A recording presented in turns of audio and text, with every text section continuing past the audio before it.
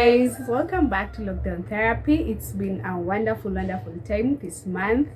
This is the third video for February, right?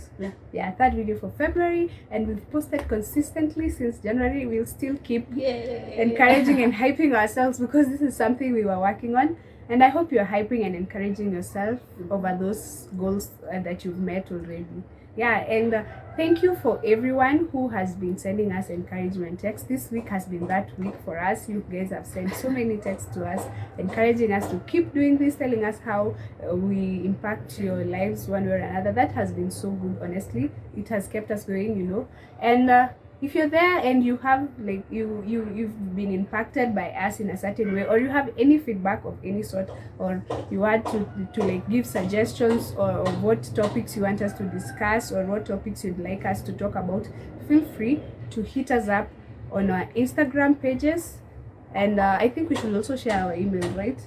Okay. It's candidejulie506@gmail. Yes, Candid Julie, CANDID, then Julie, JILIE, 506, not JI, JULIE 506@gmail. If you can email us, or you can DM us on our Instagram page at Lockdown Therapy, or on our personal pages at Julie Chiriba, at Candy Anita. Yes, welcome to this episode for today. So today we have a very interesting topic where we are going to talk about shame versus guilt. We are going to define what is shame, what is guilt, how does guilt morph into now shame, and just talk about also how to overcome shame and how to handle guilt in a positive way, because guilt is not a bad thing. It's only when it becomes a false guilt that's a problem, because it now morphs into shame. And where do we start? We start by defining guilt. Okay. What is guilt, Candy? So guilt is a feeling of responsibility for an action, for a wrong action, right? So where you're feeling remorse over something that you've done that is wrong. That is now guilt. Or something you failed to do. Like for example, Candy told me if the Candy told me post on Instagram this week, and then I don't post on Instagram at all, I'll definitely feel guilty, and I'll be like, what? I don't want to see Candy because no, that is her taking responsibility for something not done.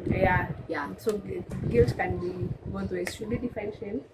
We can define shame. What is shame? Shame is a feeling of embarrassment towards now something you've done, failed to do, or something you haven't even done at all.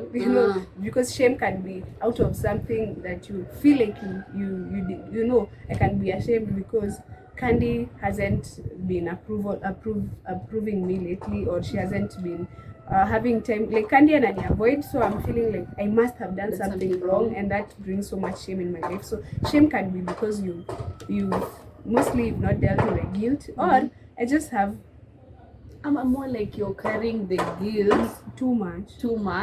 It now stops becoming what you did to what I am. So the guilt versus shame, it's in the aspect of guilt is towards the action or the behavior. I'm feeling guilty because I didn't post the video. I'm feeling guilty because I behaved in a way that is not acceptable to my friends or pastors or anyone. Or when you are, for example, clubbing or something like that, and then your parents, I don't know if those things happen to people, like uko or you're clubbing, and then your dad comes with his friends, and then he's seeing his child on the, I think it will be embarrassing. That will be so embarrassing. I imagine you going back home, both of you, and now you have to behave like strangers at corner na mahali. See me, you see me, and then that could bring shame, What was I saying before niende? Behavior. Shame is guilt is towards the behavior. Shame is towards myself. Shame is something. Guilt is something like what we posted on our Instagram. There's a post about shame. You can go and look at it. But guilt is more like I made a mistake, but shame is I am a mistake. And that, I think that brings the whole comparison of it. Yeah, and then now, because we said that guilt is not a bad thing because it makes us take responsibility for the things that we have done wrong or failed to do. There are two kinds of guilt. There's the first guilt where we talk about the natural guilt, which is normal for you to feel because you've done something wrong. But now there's this other guilt called false guilt, where you're carrying things that you're taking responsibility for things you cannot change, Yeah. or you have no control over. Yeah. Or even it's more of feeling than fact, whereby, like we've said, I feel like I have done something wrong towards Candy, and that is why she's not like being. Maybe the whole time Candy is just going through something. Yeah. So have carried this false guilt for a very long time, and we could have cleared things out. Guilt, false guilt is so like it's from. It's mostly about also yourself, because I think it's mostly about yourself more than even a behavior or an action, and that's why it can grow into something more. Yeah. So natural guilt, I feel like natural guilt is something, it's good to have it, because it shows one you are self-conscious, you are self-aware, being like, I did something wrong. There are people who cannot take responsibility for their actions, and I don't know, do you think it's okay for you never to be that kind of person? Mrs. Kiangi guilt attack kidogo kani nimefanya. I've met people who say that. I don't know, do you think that's like a good thing or something you'd like to have? Because me, sometimes I feel like, if I had that, I'll be maybe better, because the ability that I have to feel the guilt is a lot. Like, I'm the kind of person who will feel this intense guilt.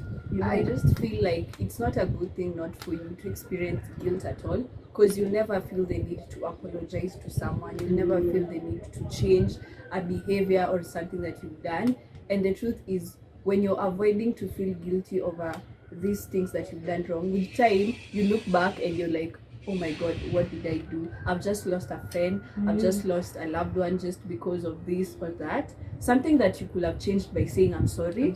Or you keeping a job that you would have you've lost a job because you failed to apologize to your boss, or it was just as simple as to change your behavior of coming in late, or you just failed to take responsibility. He was like, you've been doing this and you're just excuses when you could have just said, I acknowledge it, I have been doing this wrong and I'll do better. You know how that goes a long way. Like, even when let's say you're late and you're like, I'm late, it was traffic, there was the car broke down, someone died, you can just be like, I acknowledge it, today I'm late, I've been late for the last 3 days and I'll do better. Yeah. So there's also something we want to mention about false guilt, because you said it's either something that is out of your control, or the other option was something you can't change, or something you've not done. You've not done. So I'm also thinking, like, someone who's going through loss and you feel, I am responsible for this and that. I am responsible because this person died. I am responsible because this person got sick. But the truth, if you look keenly, you'll realize you have nothing to do with it. And this is when, like, when it comes to grieving, you start holding in this feelings of, I am taking responsibility for their death, I'm taking responsibility for their sickness, and you just, it now morphs into shame, because now you can't face them. You now look at yourself as, I am that person who doesn't care for people, I am that person who is unkind to others, and that's bad. Now that is false guilt, where you take responsibility for things that are out of your control. Like Julie, you were mentioning, you start feeling guilty because you think someone else's perception. Someone else's perception of me, that's false guilt. Because that's something we can never have control over, how people think of us. Because you can be sleeping, you can be doing nothing at all, or you can be doing little, you can be doing the most, but people will still have different perceptions of you, and that's something that's beyond my control. Because when Candy decides to when she looks at me for the first time and sees this prideful person who anajifilingi sana, there's not much that I can do to change her perception. Mostly, if you know for a fact that that's not who you are, what people think about you, if you know that that's not who you are, you should never carry that guilt or that shame. That is their responsibility. Their perception of you is their responsibility. It's not yours at all. So do not carry guilt or shame.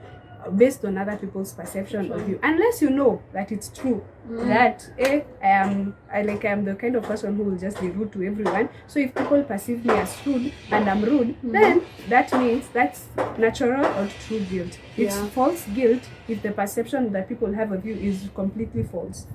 Yeah. So there's nothing even to take responsibility for, because now whatever you're thinking about me is false. So do not let other people's perception of you lead you to shame.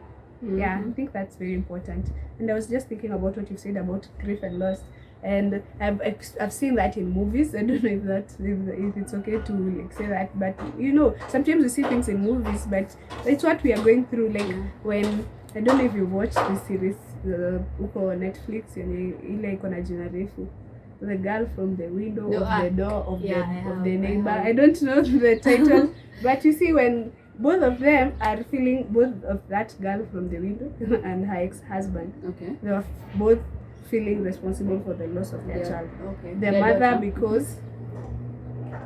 because she let them go on that day, like she forced the husband. She was like, it's take your child to work day, you go with, like she felt responsible for the death because she forced. And then the father, it's because she left the girl in the room with that person, you remember? Like they were both, I think that's false guilt, because it's not every day that you, I know that's a movie setting, but it's not every day that you wake up and a person who eats people like eats your child. It was not mostly in their control. So false guilt can come. Also that's like false guilt from loss. From loss, because I'm also remembering like when the daughter and the husband got the accident, for her she was just like, take the child to it's a work, take your daughter to work day. So for her she was like, go. She was not like, you guys will get an accident, go and die. You know, so it's false. So it's false guilt because she had no control over it. She didn't know.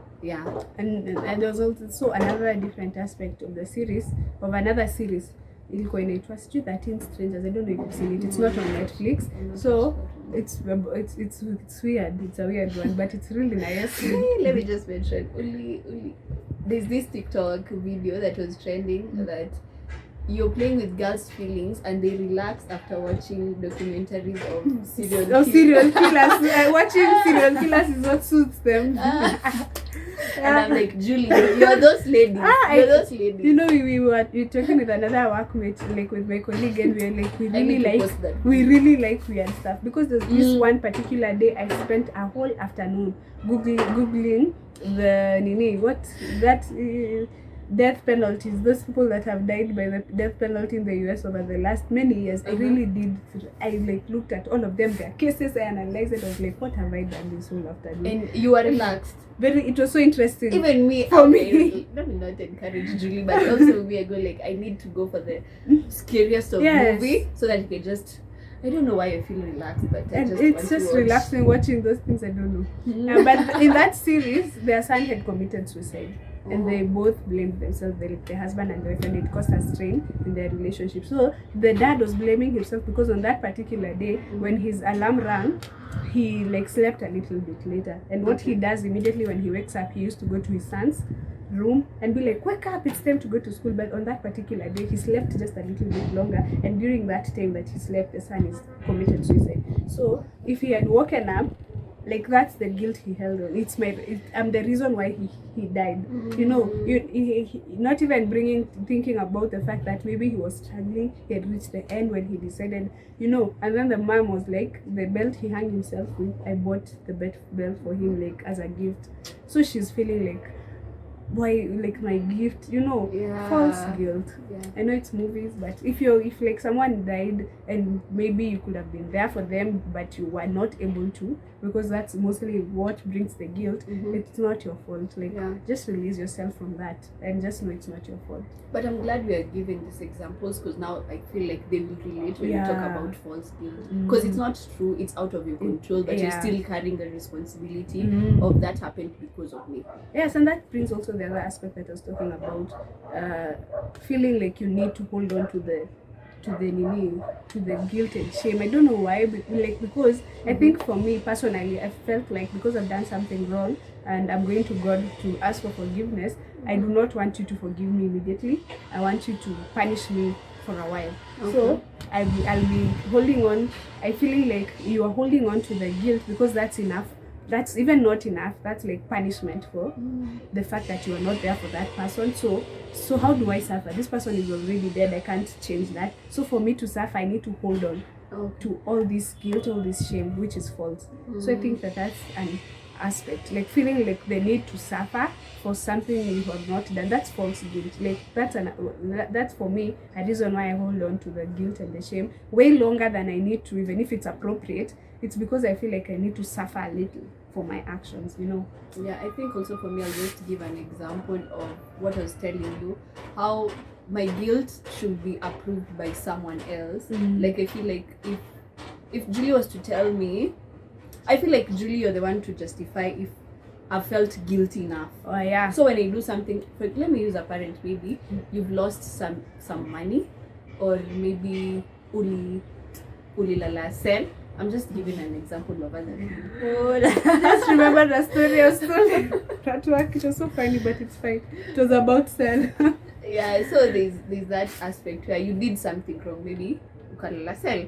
So you feel like your mom is the one. You already feel sorry the fact that you messed up, but your parent, you like, just what? feel like, how will my mom see me? yeah, Like, what will my mom and dad think? that, like, they've changed their perspective about will they me. ever look at me the same again? Like, those are the questions. Maybe that's false guilt. That's false guilt, because maybe that's out of your control. Like, you don't know what they're thinking. Even maybe they're not thinking. I thought you were saying the fact that you're in a cell is out of your control. And I was like, no, you did something. No, not that one. No, the fact that you think like your parent is angry at you. Okay, yes, they are angry at you, but you cannot control their anger. You can't tell them don't be angry or come. Don't. Yeah, that's how they process is different. So after like being punished for a while, they may decide, okay, now, and I think. And the thing about parents, I don't know, let me say my parents, because growing up you realize that like this whole parenting thing was different everywhere. They will just punish you for like that day, and you'll be reminded later, but they won't change anything most of the time. You're like, when mtoto wao watadu? Ni kama jana nimekumbuka was saying how you remember how your parent will tell you, will beat you and then tell you endo tengeneze chai. Like ama shika kaka nguo sasa. Exactly. And you're like, okay, we are done. Like, we are done. Umetoka hapa kuniekelea makofi alafu sasa we are done. Yeah, so there's that aspect. There's nothing they can do about it. You are their child. You're their child. They can't change that. It's beyond their control. There's a time we had a conflict with my dad, and then like the entire night, and then in the morning he was like, "Good morning, mom." I'm like, Who is your mom? No, we are not that. We are not after there yet. The whole night we are like, good morning, we should not be talking. I also had many disagreements like with my mom, and I used to like after every disagreement I'm like, huyu haitaisikia sauti yangu for like who are these parents? Who are they? Because you are just in your bedroom. Julie, hebu kuja na nikuulize. And you're like, tumekosana, unipe time ya kukasirikia.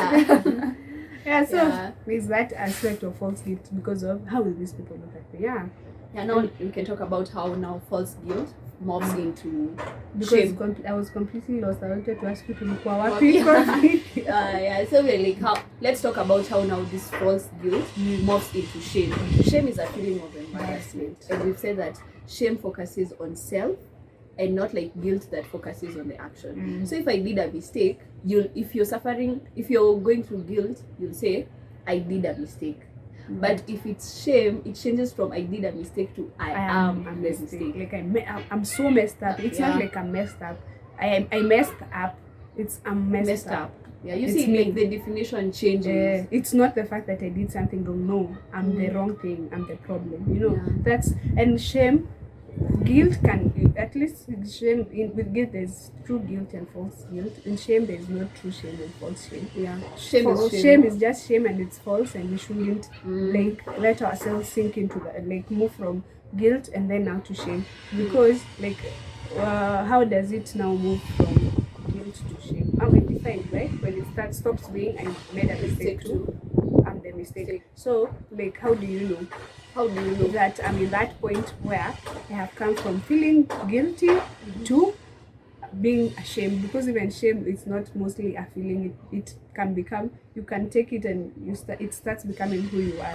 Like I'm just a bad person. That's why I spoke rudely to her last time. I'm just as bad. I can't keep friends because it's me, I'm the problem, It starts being no longer about your feelings, but you start basing everything about you on the shame.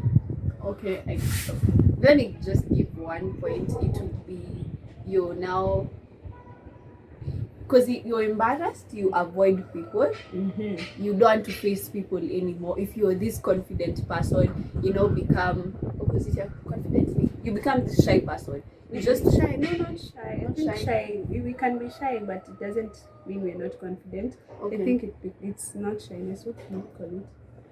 Okay, the opposite of confidence. Like you have self-esteem issues. You begin to have self-esteem issues. You just feel like you're this. Or there's social anxiety now comes in. No,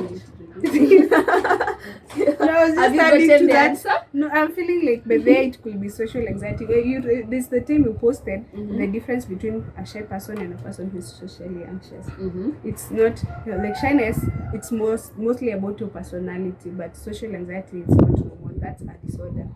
So, like, I feel like it's not social anxiety, yes, per se, but it can, like, when you, I think the shame it cannot be social anxiety, but shy or low self-esteem. Okay. Yeah, so let's go with shy. After a lot of discussion, guys, we have decided it's low self-esteem or shy, the opposite of being confident. But if you're like a generally shy person from birth, do not feel like you are dealing with shame. Yeah. And the light is just playing with us. Sure, but it's fine. So yeah, so there is Julie. So the first point is you become shy or you start going through low self-esteem. So you are this confident person in front of people. Right now you don't want to see people, you don't want to talk to people, you're avoiding people. If I see Julie coming this way, I am going the other way. You don't want to see Julie. So that is one thing. I'm laughing. You could be going through shame. I avoid people sometimes. I don't know if I'm struggling with shame, you guys. But it's not because of shame. It just what have you done? No, it's not tell us what something so that we know. I don't know. It's just I just think about how we will stand and then start saying hi to each other. I do not have the words. Like I start practicing the words. I told you when you posted about social anxiety, I realized I struggle with social anxiety, and it's not about shame. It's about it's because I can not you. Like I'm used to talking to you, that it won't be weird, and I am not afraid. I'll say the wrong thing when I'm around you. But when it's someone I'm not used to, when I see them, I don't actually love the inviting, but let me say, have you ever had this moment where you're going to greet someone, so you don't know if it's going to be a handshake or a hug, so you're just anxious. Should I greet them or should I just go and go? Or you get to that person and you're like, it becomes so awkward. But if you've not, I've had that experience. Like every time. You don't know what to do. Well, that's life. Okay, but that's the true point. And it stopped being guilt and it's become shame when you've started isolating. You've started like having low self-esteem. You can't even face people anymore. And how because of an action that you did. Now, like for example, if you failed your exam and you're saying I've failed. Now the guilt is I've failed, but the shame will be I am a failure. So because you're a failure, now you start behaving differently. You don't want to see people because you think like every time they see me, they are seeing the failure, the fact that maybe I failed my exam or I did something wrong. So that we don't divert, so that So and also when it starts affecting even your behaviors, like because now you're isolating, it can lead to like other disorders. So you find that you've started engaging in destructive behavior, like you're maybe shopping excessively, drinking alcohol excessively, and it's because of one single action that you probably could have dealt with, or you have not even done at all. So like you're avoiding that feeling of shame. You just want to be drunk 24/7 so that you don't have to like it gives you confidence, so that ile confidence ya pombe, like when a guy maybe is drunk, that's the time maybe they feel I can talk to this girl. Yeah, which is, I don't know, you are struggling. If you are taking alcohol to talk to a girl, you are struggling. Yeah, so there's that behavior of you maybe doing a lot of shopping, pleasing people, so that you distract them from the shame that you're feeling, boost your confidence, just to cover up the shame. Yeah. And what else? Is there anything else? Like, you just start feeling inferior. You start feeling small. Like you can't even speak up because of how inferior. I don't know if Yeah, you feel like I should not share my opinion anywhere. I should not talk in a meeting. And it could be shame, by the way. It could be shame. Like, if you find that you have a point in a meeting and you know this point will be helpful, and you just can't say the point. So another way of knowing that you move from guilt and you're now ashamed, you are now ashamed, is like you start feeling so inferior. Like, that's something shame does to you. It makes you feel small. So you start, what's that word? Belittling yourself, belittling your opinions. You can't even speak up. Like, or even, like in this particular setting, there's this, they need someone who can do this thing. And then you've belittled yourself enough that you won't go for it. You'll even start missing opportunities because of the inferiority complex. So shame is not something you mess around with. Shame is something that can really cost you a lot. Yeah. Like you start, because you did maybe that one thing that went wrong. You feel like right now I should not try again. I should not give my opinion. Maybe if I speak, I'll say the wrong thing. Maybe if I speak, ndashema. So you're like, now I don't want to talk to anyone anymore. So that feeling of feeling inferior, no one will listen to you simply because you did something wrong. So now you stop looking at the mistake. See yourself as that mistake instead of separating yourself from the mistake itself. You now see yourself as that mistake. So that is shame. Yeah. And then there's the last point. Now you attacking people. Yeah. You're angry. You become angry. You become bitter. Now because you don't want people to see the shame. You start now venting on other people, projecting it to other people. It's this, the way people say hurt people. Yeah, like when you see, like, you're probably dealing with so much shame. When you're dealing with so much shame, like, you'll find yourself projecting it to other people. Like, say same. So you'll be like belittling people yourself. So you'll be like there's those people who just belittle you. You'll be like unakaje wewe, with mostly projecting their shame, their insecurities on you. So you don't want to get to that point where you're so ashamed that now you want everyone to be ashamed with you together. You want to form a whole club of the shame. You want to just hide shame. Yeah. So shame is not something you dance around with. It's something you realize if by listening to this video up to now you realize, like, wow, what if I'm struggling with these feelings of shame? And I'm also looking at our last point where you avoid social setting. You prefer staying at home. You prefer, if you go for a wedding, you just want to sit at the corner. If you go to a church service, you want to sit at the end. So that could be, if you look keenly, you might realize, am I suffering from shame? That's true, because you think, I know someone thinks like, I just love being alone. Like, there's that aspect to life, but it can't be to that extent, because like personally there was this particular time before even you knew me, kitambo, like, I used to go to church and sit at my own corner, and then immediately I'm back home. No one knew me, or they just used to see this girl, or they don't see her. And it was not because I love staying alone, it's because I was struggling with issues and also shame. I think that's true. Like, if you find yourself, you've been isolating for a long time, and mostly it's not who you are this outgoing person, and then now you're isolating. It could be shame. Yeah, it could be shame. Is it something, like, the question I think should be, how are you defining yourself right now? Are you defining yourself from an action done? And if yes, then you're suffering from shame.